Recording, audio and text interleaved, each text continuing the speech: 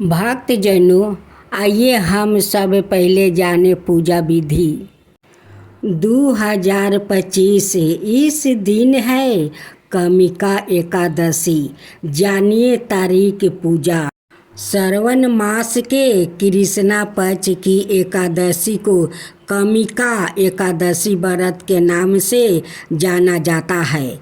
कामिका एकादशी को श्रेष्ठतम व्रतों में से एक माना जाता है।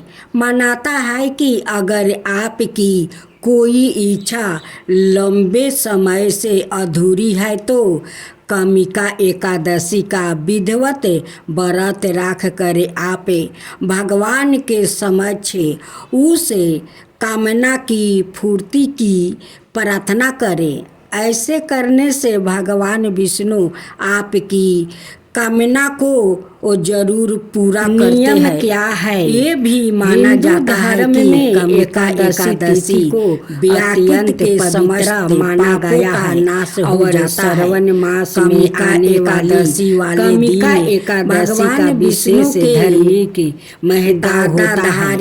यह दिन भगवान विष्णु की आराधना है और भक्त के लिए कामिका एकादशी में साफ सफाई का विशेष महत्व है। दराती विधि पूर्वक करने से स्नान करके भगवान विष्णु की और मोक्ष की प्राप्ति होती है। पंचमीरित से स्नान कराए। पंचमीरित से स्नान कराने से पूरे प्रतिमा को शुद्ध गंगा जल से स्नान कराना चाहिए। पंचमीरित में दूध, दही, घी, शहद और शक्कर शामिल है। स्नान कराने के बाद भगवान को गंध, अक्षत, इंद्र जौ का प्रयोग करें और पुष्प चढ़ाए। धूप, दीप, चंदन आदि सुगंधित पदार्थों से आरती उतारनी चाहिए। नैवेद्य का भोग लगाए। इसमें भगवान श्रीधर को माखन, मिश्री और तुलसी दल अवश्य ही चढ़ाइए और अंत में प्रार्थना करते हुए भगवान को नमस्कार करें। विष्णु सहस्त्र नाम पाठ का जप, कथा, आरती अवश्य करना चाहिए।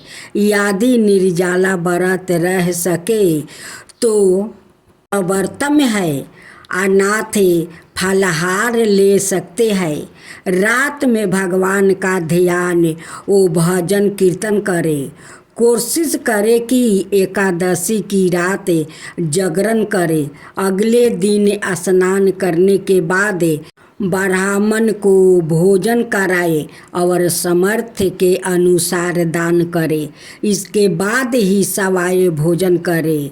दशमी की रात से लेकर द्वादशी के दिन तक मुहूर्तचर्या का पालन करे। किसी की चुगली और निंदा ना करे। प्रभु भक्ति में लीन रहे। भक्तजनों, अब हम कथा श्रवण करें। कुंती पुत्रा धर्म में राज युधिष्ठिर कहने लगे कि हे भगवान, आषाढ़ शुक्ला देवसायनी एकादशी और चतुर्मास्या महात्म्य मैंने भी प्रकार से सुना।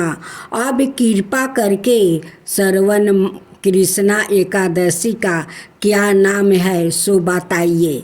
श्री कृष्णा भगवान कहने लगे कि हे युधिष्ठिर, इस एकादशी की कथा एक समय सवाए ब्रह्मा जी ने देव ऋषि नारद से कही थी। वही मैं तुमसे कहता हूँ। नारद जी ने ब्रह्मा जी से पूछा था कि हे पिताम्बर, श्रावण मास के कृष्णा पक्ष की एकादशी की कथा सुनने की मेरी इच्छा है। उसका क्या नाम है, क्या विधि है और उसका महात्म्य क्या है, सो कृपा करके कहिए। नारद जी के यह वचन सुनकर ब्रह्मा जी ने कहा, हे नारद, लोक के हित के लिए तुमने बहुत सुंदर प्रश्न किया है। श्रवण मास की कृष्णा एकादशी का नाम कमिका है। इसके सुनने मात्रा से जय जग का फल मिलता है। इस दिन शंख चक्र गदाधारी विष्णु भगवान का पूजन होता है, जिनके नाम में श्रीधर हरि विष्णु मध्वा मधुसूदन है। उनकी पूजा करने से जो फल मिलता है सो सुनो, जो फल गंगा काशी नैमिषारण्य और पुष्कर स्नान से मिलता है, वो विष्णु भगवान के पूजन से मिलता है। जो फल सूर्य वो चंद्र ग्रहण पर कुरुक्षेत्र और काशी में स्नान करने से, समुंदर वन सहित पृथ्वी दान करने से, सिंह राशि के बृहस्पति में, गोदावरी और गंदगी नदी में स्नान से भी प्राप्ति नहीं होता। वो भगवान विष्णु के पूजन से मिलता है। जो मनुष्य श्रवण में भगवान का पूजन करते हैं, उनसे देवता गंधर्व और सूर्य आदि सब पूजित हो जाते हैं। अतः पापों से डरने वाले मनुष्य को कमिका एकादशी का व्रत और विष्णु भगवान का पूजन अवश्य करना चाहिए। पाप रूपी कीचड़ में फंसे हुए और संसार रूपी समुंदर में डूबे मनुष्य के लिए इस एकादशी का व्रत और भगवान विष्णु का पूजन अत्यंत आवश्यक है। इसे पढ़कर पापों के नाशों का कोई उपाय नहीं है। हे नारद, सवाए भगवान ने यही कहा है कि कमिका व्रत से जीव पुर्योनि को प्राप्ति नहीं होता। जो मनुष्य इस एकादशी के दिन भक्ति पूर्वक तुलसी दल भगवान विष्णु को अर्पण करते हैं, वो इस संसार के समस्त पापों से दूर रहते हैं। विष्णु भगवान रत्न मोती मणि और आभूषण आदि से इतने प्रसन्न नहीं होते जितने तुलसी दल से होते हैं। तुलसी दल पूजन का फल 4 भार चांदी और 1 भार स्वर्ण के दान के बराबर होता है। हे नारद, मैं सवाए भगवान की अति प्रिया तुलसी को सदाए नमस्कार करता हूँ। तुलसी के पौधे को सींचने से मनुष्य की सब यातनाएं नष्ट हो जाती है। दर्शन मात्रा से सब पाप नष्ट हो जाते हैं और स्पर्श से मनुष्य पवित्र हो जाता है। व्रत के पीछे क्या है कथा? एक गांव में एक वीर क्षत्रिय रहता था। एक दिन किसी कारणवश उसकी ब्राह्मण से हाथापाई हो गई और ब्राह्मण की मृत्यु हो गई। अपने हाथों मरे गए ब्राह्मण की क्रिया उस क्षत्रिय ने करनी चाहिए, परंतु पांडवों ने उसे क्रिया में शामिल होने से मना कर दिया। ब्राह्मणों ने बताया कि तुम पर ब्रह्म हत्या का दोष है। पहले प्रायश्चित कर इस पाप से मुक्ति हो, तब हम तुम्हारे घर भोजन करेंगे। इस पर क्षत्रिय ने पूछा कि इस पाप से मुक्ति होने के क्या उपाय है?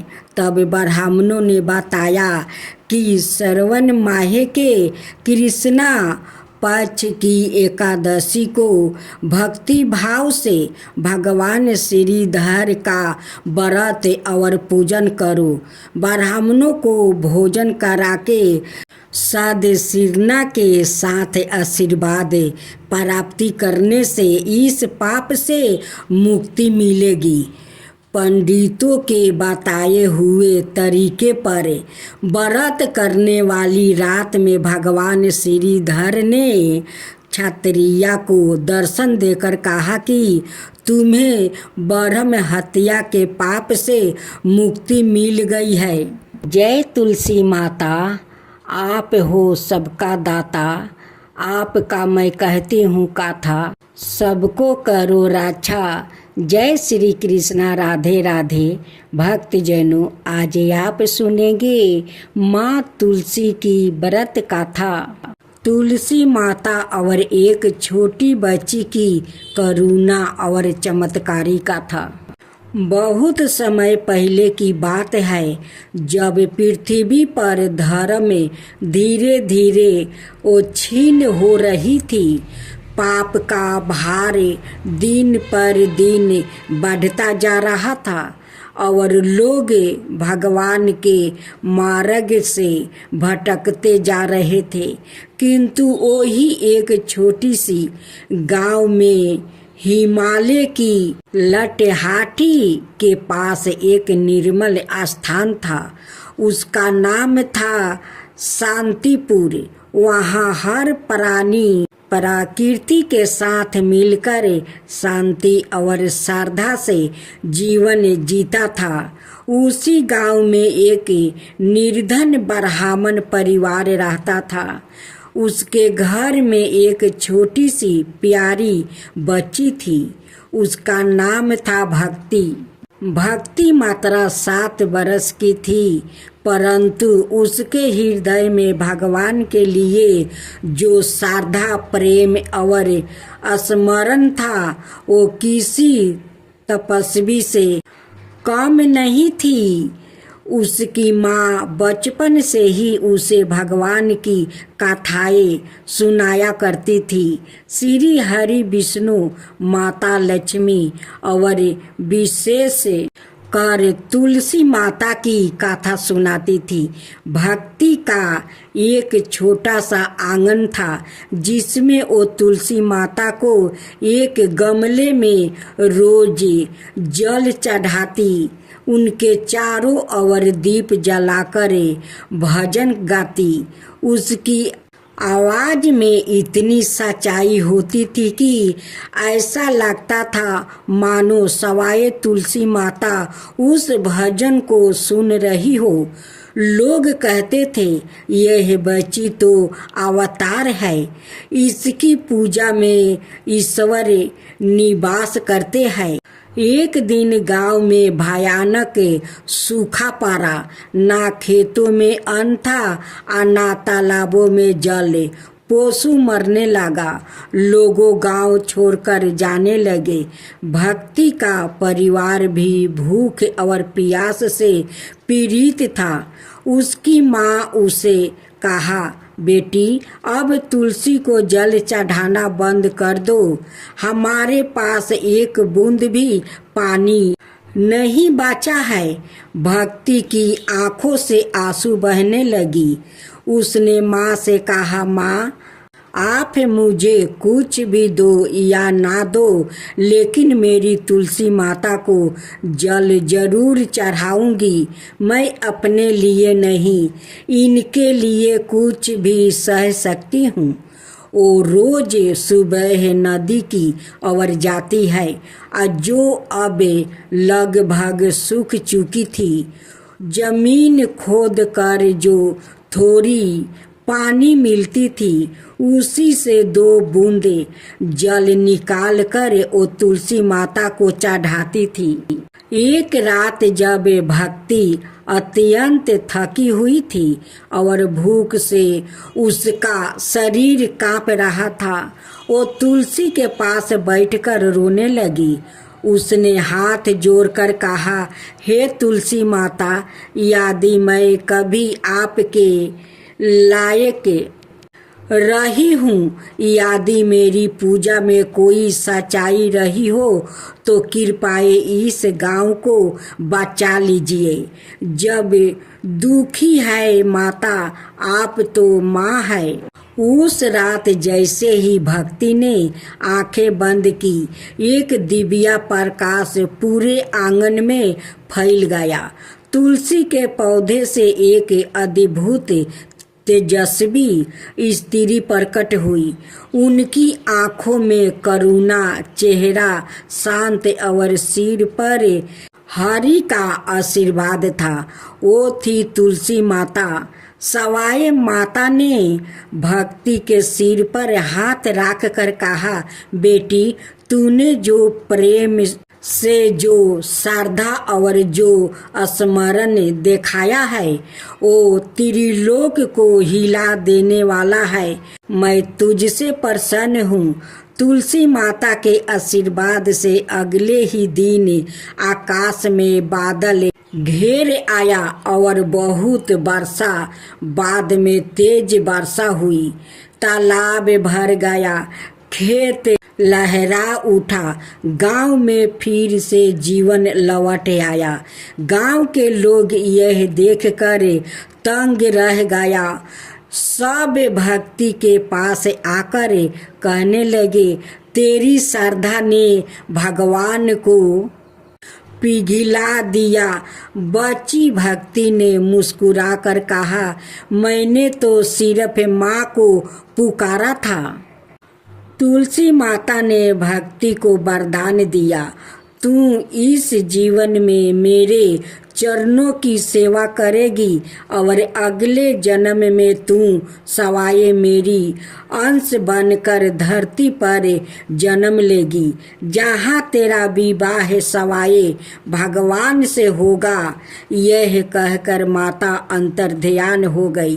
भक्ति के जीवन में सदा तुलसी का वास रहा। उसने अपना सारा जीवन सेवा, प्रेम और भक्ति में लगा दिया। युग बीते, समय चला, भक्ति का पुण्य जन्म एक पवित्र रूप में हुआ। बिंदा के रूप में जो आगे चल कर तुलसी बन गई और जीवन विवाह भगवान शालिग्राम रूपी विष्णु से हुआ। तभी से हर घर में तुलसी माता को भगवान विष्णु की पत्नी का दर्जा मिला। हर घर आंगन में तुलसी विराजने लगी और आज तक जब भी कोई सच्चे मन से तुलसी माता की पूजा करता है, भक्ति की ओ पुकार, उसकी श्रद्धा तुलसी माता के हृदय को स्मरण करती है। हे तुलसी माता, जैसे आप उस भक्ति को पुकार सुना वैसा ही सबको पुकार सुने। हे माँ तुलसी, सबको पुकार सुने।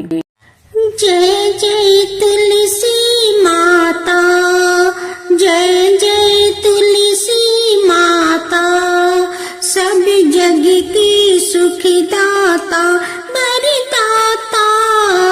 जय जय तुलसी माता, जय जय तुलसी माता, सब योग के ऊपर, सब रोग के ऊपर रुज से रक्षा करके भाव तराता। जय तुलसी माता, रुज से रक्षा करके भाव तराता। जय तुलसी माता। बाहु पुत्री है सायामा, सुरबली है गारामा, विष्णु प्रिया जो तुम के सेवे सो नर तर जाता। जय जय जय तुलसी माता, जय जय जय तुलसी माता। हरि कैसे सभी राजते, त्रिभुवन से हो बनती थी पतित जनों की तारानी, तुम्हें हो भी खाता। जय जय तुलसी माता, जय जय तुलसी माता। लेकर जन्म बिजन में आई दिव्या भवन में, मानव लोगी तुम ही से सुख सनपति पाता। मानव लोगी तुम ही से सुख सनपति पाता। जय जय तुलसी माता, जय जय तुलसी माता। आज आप सुने दो बहनें और तुलसी की कथा। गणेश भगवान रिद्धि और सिद्धि से दो बहनों को कैसे कथा सुनाते हैं, तो आइए हम लोग कथा सुनते हैं। एक दिन गणेश भगवान अपना दोनों पत्नियां रिद्धि और सिद्धि के साथ वो बर्मन कर रहे थे। तभी रिद्धि और सिद्धि को वो दो बहनें पर नजर पड़ते हैं। तब कहती है कि स्वामी थोड़ा ठहर जाइए। तभी रिद्धि सिद्धि कहती है गणेश जी से कि स्वामी वो दो बहनों को देखिए कैसे तुलसी माता को पूजा कर रही है। रिद्धि और सिद्धि गणेश जी से कहती है स्वामी ये दोनों बहनें के बारे में कुछ कहानी सुनाइए। गणेश जी कहते हैं कि ठीक है, तुम लोग को ये दोनों बहनें के बारे में कथा सुनाता हूँ। ये दोनों लड़कियों को तुम लोग देख रही हो, ये दोनों लड़की सेठ जी का बेटी है। बड़ी बहन के नाम है सीता और छोटी बहन के नाम है गीता। सीता बहुत श्रद्धालु और पूजा पाठ में श्रद्धा भक्ति रखती है। सीता सुबह उठकर अपना घर आंगन को सारा काम खत्म कर लेती है। स्नान करके तुलसी माता को श्रद्धा भक्ति से पूजा करती है।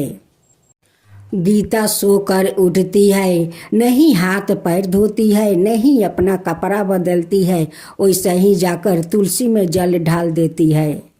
कभी कभी तो गीता एक हाथ से कुछ खा रही है और दूसरे हाथ से तुलसी में जल ढाल रही है, क्योंकि गीता का पूजा पाठ में तो मन नहीं था और नहीं वो करना चाहती थी। उनकी पिताजी कहते हैं कि दोनों बहनें मिलकर तुलसी का सेवा करो। गीता अपना पिताजी के दिखावा के लिए करती है या जाकर कहती है कि पिताजी मैं तुलसी का पूजा कर लिया। देखते देखते सेठ जी के दोनों बेटी बड़ी हो जाती है। एक दिन सेठ जी अपना दोनों बेटी के लिए घर बार ढूंढने जाते हैं और ढूंढ कर वो दोनों बेटी को शादी कर देते हैं। दोनों अपना अपना ससुराल चली जाती है। सीता अपना ससुराल में सारे घर को संभाल लेती है, पूजा पाठ करती है, सास ससुर को सेवा करती है, अपना पति को सेवा करती है। लेकिन गीता अपना ससुराल में नहीं सास ससुर के सेवा करती है और नहीं कोई भगवान को ठीक से पूजा करती है। वो करती है तुलसी को तो नहीं स्नान करती है, नहीं कपड़ा बदलती है। वो जैसे रहती है वैसे ही जाकर तुलसी में जल ढाल देती है।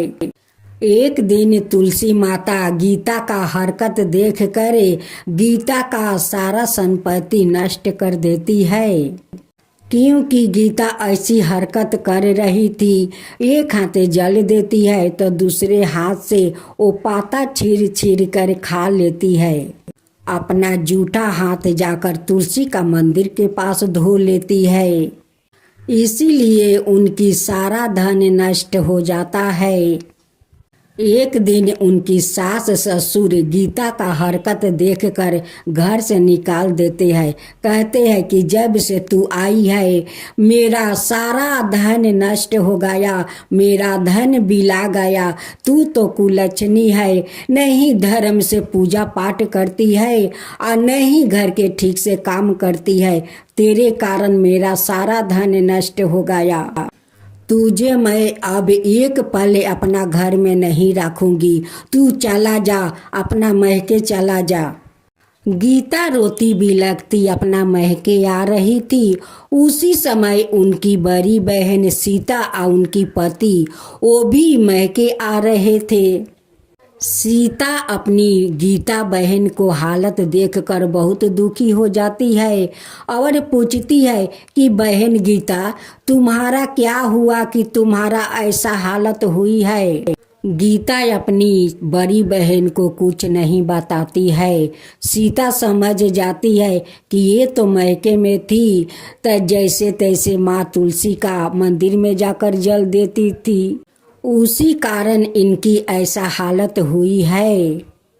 सीता अपनी छोटी बहन गीता को अपना घर ले जाती है, वो महके नहीं जाती है क्योंकि गीता का ये हालत देखकर पिताजी उदास हो जाएंगे, उसलिए सीता अपना घर लेकर चली जाती है। गीता को समझा बुझाकर कुछ धन देती है या धन देकर जाकर उनकी ससुराल में गीता को छोड़ आती है। उनकी सास ससुर को बुझा देती है कि अब ऐसा कभी वो नहीं करेगी, अब धर्म पालन करेगी। अब तो गीता अपना ससुराल में जाकर सास ससुर का सेवा करने लगी, तुलसी माता का पूजा करने लगी, विष्णु भगवान का पूजा करने लगी। अब बहुत धर्म निष्ठा से वो पूजा पाठ करने लगी, अपना सास ससुर को सेवा करने लगी। तुलसी माता गीता का श्रद्धा भक्ति देखकर उन पर प्रसन्न हो जाती है और उनकी सारे संपत्ति धन लौटा देती है। गीता उस समय माँ तुलसी का पूजा कर रही थी। उसी समय माँ तुलसी उन्हें दर्शन देती है। माँ तुलसी गीता से कहती है कि देखो बेटी, कभी भगवान को पूजा करो तो अच्छे से नहा धोआकर स्वच्छ हो जाओ, तब तुलसी माता का पूजा करो। कोई भगवान को पूजा करो तो नहा धोआकर स्वच्छ होकर पूजा करो। जो मनुष्य धर्म पूर्वक तुलसी माता का पूजा करते हैं, विष्णु भगवान का पूजा करते हैं, उन पर माँ तुलसी प्रसन्न होती है, विष्णु भगवान भी प्रसन्न होते हैं और उनकी सारे इच्छा पूर्ण कर देते हैं। गणेश भगवान रिद्धि और सिद्धि से कहते हैं कि रिद्धि सिद्धि ये दोनों बहनों को देखी माँ तुलसी का कैसे श्रद्धा भक्ति से पूजा करने लगी। उनकी बड़ी बहन अपना छोटी बहन को कितना अच्छा से समझा बुझाकर उनकी ससुराल में जाकर दियाती है और वो जाकर अपना ससुराल में अच्छे से सास ससुर को सेवा करती है, माँ तुलसी का पूजा करती है और माँ तुलसी उस गीता पर प्रसन्न होकर उनकी सारे धन लौटा देती है। यही है माँ तुलसी और दो बहनें की कहानी। एक कहानी को समझी। रिद्धि सिद्धि कहती है कि हाँ स्वामी, मैं समझ गई। माँ तुलसी सारा देश दुनिया का घर घर में बास लेती है। यही माँ तुलसी का कहानी है। जय माँ तुलसी, जय माँ तुलसी। भक्त